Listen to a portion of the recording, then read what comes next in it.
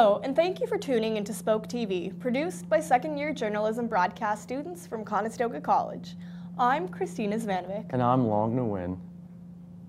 Crime doesn't pay, and the Waterloo Regional Police are cracking down to reduce the amount of individuals with illegally owned guns. Chris Alexander tells us more about the Firearms and Weapons Amnesty Program. The Waterloo Regional Police have kicked off November with the Firearms and Weapons Amnesty Program. The program has been put in place to bring unwanted and illegally owned firearms off the street and to keep them out of the hands of children or those who would use them for criminal purposes. Olaf Heinzel from the Regional Police Service explains the focus of the program. What we're focusing on here really is storage, licensing, and those types of issues, as opposed to the use of that weapon. If there is any indication to police that the weapon may have been used in some kind of criminal offense, then certainly additional questions will need to be asked. And with officers going into the homes of those who have these firearms, there's a certain amount of precaution that needs to be taken. Staff Sergeant Steve Dalrymple explains why the tactical unit is in charge of disposing of the guns. That they have designated the tactical officers to be the ones attending the homes to pick up the firearms is not because of increased risk necessarily. It's more because the tactical officers have advanced knowledge and weapons handling skills, and that task falls upon them. The Waterloo Regional Police isn't the first to do the gun amnesty program either. Hamilton did theirs last month and received over 300 guns. The Waterloo Regional Police hope they'll be just as successful. Those who have legally owned firearms and wish to get rid of them can also bring them to many gun shops around the region. The WRPS would also remind the public that under no circumstances should guns be brought back to the police station. If anyone wishes to have any items picked up for destruction, they can call the Police Communications Center. For Spoke TV, I'm Chris Alexander. Uptown Waterloo has a little bit of everything, but not enough parking. With the approval of the light rail transit system, they are also looking to purchase property to increase the number of parking spots. Aaron Anderson gives us the details. It's the end of the road for Uptown Waterloo residents who are sick of overcrowded lots because the city is pushing negotiations that could lead to a few more parking lots being added to the city's core. Councilors voted publicly in January to go ahead with the purchase of a $2 million property inland of Herb Street North. A lot of growth is happening south of Herb Street, but north of Herb needs to see it as well. Region of Waterloo Councillor Melissa Durrell says that the majority of the time, parking must be implemented to see that happen. So we've been looking for opportunities. We've now found some. We're moving in that direction. And hopefully in the next couple of months, years, we'll be able to see 400 to 500 parking stalls north of Herb. Although the region plans to diversify our transit by bringing in the Ion Light rail system, they also have to look at places for people to park. 6,000 to 8,000 new residents are expected to move into Uptown Waterloo over the next 15 years. And there should be a balanced approach to transit, cycling, pedestrians, and cars. Some Waterloo Town Square visitors say that Uptown cannot thrive until the parking issue is dealt with.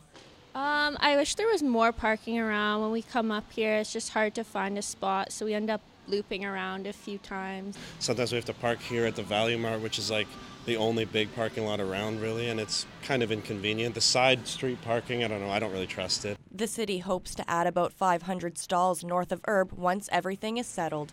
For Spoke TV, I'm Aaron Anderson. Waterloo taxi companies have received a bad rep with regards to their service, but now they are showing improvements in delivering proper care for their passengers. After falling down, the only place to go is up, as the region's taxi companies have proved. The number of complaints sent out in regards to poor service after a taxi ride have gone down. President of Waterloo's regional taxi, Pete Newfield, states people have opened their eyes after 6 drivers faced sex assault charges. Seeing that Toronto saw a 75% decrease after cameras were implemented, surveillance cameras are now monitoring the majority of the cabs in the region for the benefit of both the driver and passenger. This past weekend, Night Shift took place in downtown Kitchener. It's a one-night nocturnal adventure festival celebrating art, culture, and community. One of the attractions provided a great representation of shoes. These empty shoes invoke a memory, but they symbolize what is lost. Over 2,000 shoes donated to the Empty Shoes Project, representing those who are lost through impaired driving. The project was started by Julie Winan because of her daughter Grace. They were involved in an accident caused by an impaired driver. Julie survived, her daughter didn't. Grace was only 11 years old. Her memory still lives on, as well as over 2,000 people represented by these empty shoes that will never be filled again. The deaths of Ottawa and Quebec soldiers are still fresh in Canadians' minds. Reporter Anthony Cecilia examines whether Remembrance Day will hold a higher meaning this November 11th. Remembrance Day will likely have a bigger meaning this year as the murders of Corporal Nathan Cirillo on Parliament Hill in Ottawa and Patrice Vincent in Quebec are still fresh on Canadian hearts and minds. Spoke TV sat down with a 19-year veteran for our Canadian forces. A corporal in his own right, Eric Phillips, had this to say about our country's freedom. We all got to start sticking together as our country. A lot of people have fought and died for it, so we got to carry the torch. To find out how safety matters right here at Conestoga College, we interviewed a member of Conestoga College's security team. He had this to say. Our role, the first and primary role, is to keep the place safe for the staff, for the students, for ourselves. A lot of the people who work here have got policing experience, so they've been in situations where danger could have raised its ugly head. With Remembrance Day drawing near, and given the recent events that happened in our nation's capital, maybe the poppy represents more than a flower worn once a year. Perhaps it can embody 3 simple words, sung as part of our national anthem: true patriot, love. For Spoke TV, I'm Anthony Cecilia. The Ontario Midwives' current agreement with the government is never ending. Now they are speaking up so they can form a new contract that will benefit both themselves and the pregnant women they care for. Lauren Weiler has more on the story. Ontario midwives are very important to the community. Last year, the government proposed a contract called the Ever-Gaining Clause. Since this clause would never end, midwives do not want to sign it as it won't allow them to improve it in the future.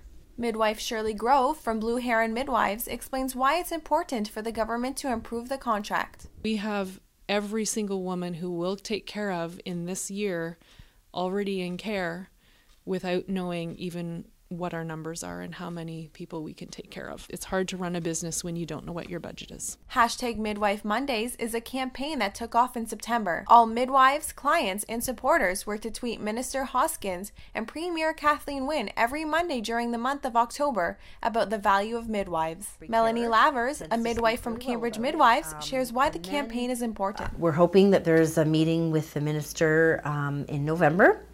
And if all goes well, then the campaign worked. If it doesn't, then we'll have to use some of our more dramatic measures to get our word across. Getting this government contract puts midwives in a difficult position as they don't want to abandon any of their clients by going on strike. Lisa Mooney-Sear, mother of 3, shares why she chose a midwife during her pregnancy. So if you were sort of like kind of nervous about this or scared that this might happen, they took the time to really talk to you about that. Creating awareness is just one of the many ways midwives show their dedication towards their community. For Spoke TV, I'm Lauren Weiler. Operation Christmas Child has started up again this year, packing up a variety of gifts in a shoebox for children around the world. Amanda Din has more on the gift of giving. Christmas is just around the corner, and many people are starting to feel the Christmas spirit. Woodstock Faithway Baptist Church has begun their annual Christmas shoeboxes for children around the world. The shoeboxes are filled with hygienic items, school supplies, and age-appropriate toys. These shoeboxes impact many children around the world. One of the recipients of the shoeboxes even came down to Woodstock to share her story. Damaris Vizentin, who received a shoebox as a young girl in Romania, spoke about how Operation Christmas Child changed her life. When I was 9, I learned about giving. I learned that I was loved and someone cared so much to pack a shoebox for me. Karen Ubershar, church coordinator of the program, feels that the program is something simple we can do to make a big difference in the world. Operation Christmas Child is a great program. It's so simple, anyone can do it. And I really love that it impacts the local church here in Canada, just getting people together. Operation Christmas Child was adopted under the Christian organization Samaritan's Purse and has distributed over 100 million shoeboxes worldwide. I wanted to do something, and I was thinking, how can I give? What can I give? Operation Christmas Child welcomes donations online and has more information at www.samaritansPurse.ca. For Spoke TV, I'm Amanda Din. The Multiple Sclerosis Society hosted a Great Gatsby-themed event to raise funds and support people living with the disease. Laura Moncada tells us about the Society's 17th annual event for the cause. It was a night of fundraising and fashion at the Victoria Park Pavilion, and it was all for a great cause. The Multiple Sclerosis Society hosted their 17th annual fashion experience, a taste for fashion, with the theme, The Great Gatsby. Funds from the event go towards research and give people with MS a higher quality of life.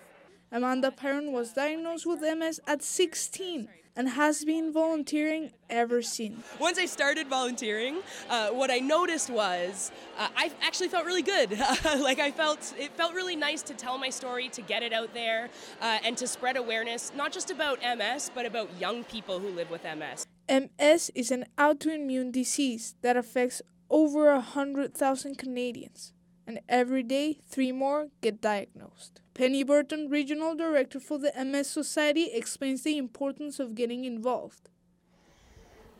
Your neighbor has MS. Because Canada has the highest rate, it's our responsibility as Canadians to help eradicate this disease and find a cure for it. And the only way we can do that is to get involved. Events like this are important because they help raise awareness in the community and show people with MS that the community cares. For more information on how to get involved, visit mssociety.ca. For Spoke TV, I am Laura Moncada. And now, with a look at entertainment, here's Kate Leahy. Thanks, Long. The Grand River Film Fest is visiting town from November 3rd up until November 8th. There are many anticipated films along with an opening and closing ceremony. This year marks the film festival's 8th year running, but the first year it's being partnered with the Toronto International Film Festival. The festival is expecting many filmmakers and guests. Throughout the week, there will be 7 film screenings, as well as a feature on 9 short films that made the cut out of 80 submissions. Landmark Cinemas at Gateway Park Drive in Kitchener and the Dunfield Theatre on Grand Ave South in Cambridge will be hosting these special screenings. There is so much more to explore, so tune in next week for lots of up-close action at the Grand River Film Fest with Spoke TV's Nora Mazzaros.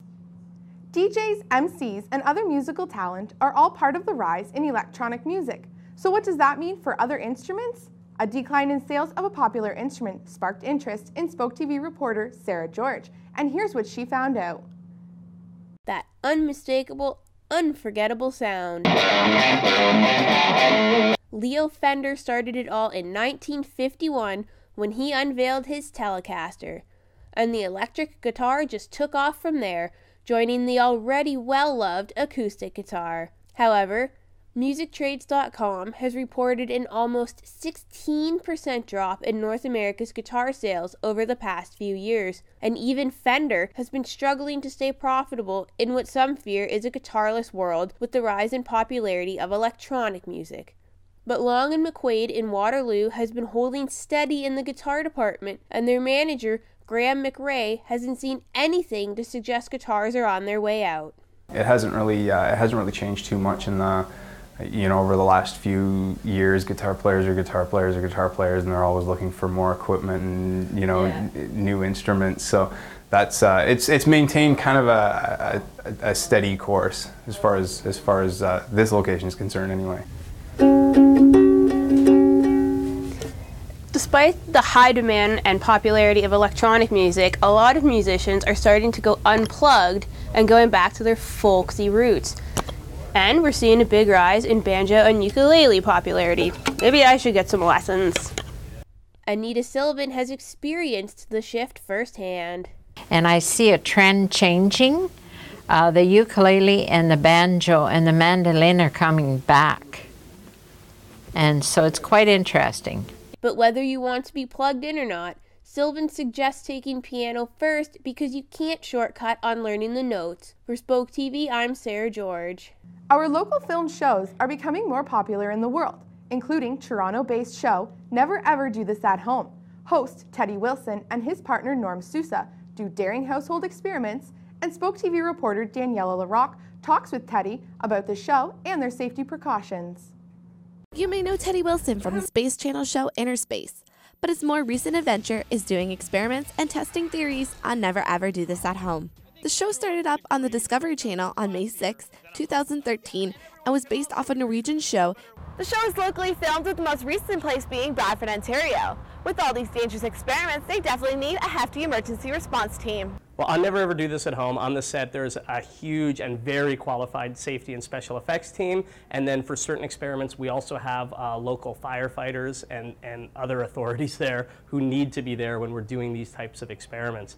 So it really depends on the day in terms of how many emergency responders we have there. But there is a big and very qualified crew who are always keeping us safe. So it is chaotic, and it looks like pandemonium on screen. And it kind of is, but it's very planned chaos, and it's very safe chaos. According to The Hollywood Reporter, a UK distributor, DRG, is close to selling the show to UK, China, Spain, and Italy. The show has just finished their second season and has also been picked up by the American TV network giant, Spike TV. It was great. The first season of the show aired on Spike, and that was really good to get to be able to bring it to an audience down there. And it was really, really cool. I think the reaction to the show speaks for itself, and that people are just absolutely amazed that we're allowed to do these things, but then hopefully that they take away some science with it as well, because it is about two unqualified dudes for whom curiosity overrides caution. For Spoke TV, I'm Daniela LaRocque. Thanks for watching. Make sure to check out more upcoming news at spoketv.ca and follow us on Twitter. I'm Long Nguyen. And I'm Christina Zavanovic.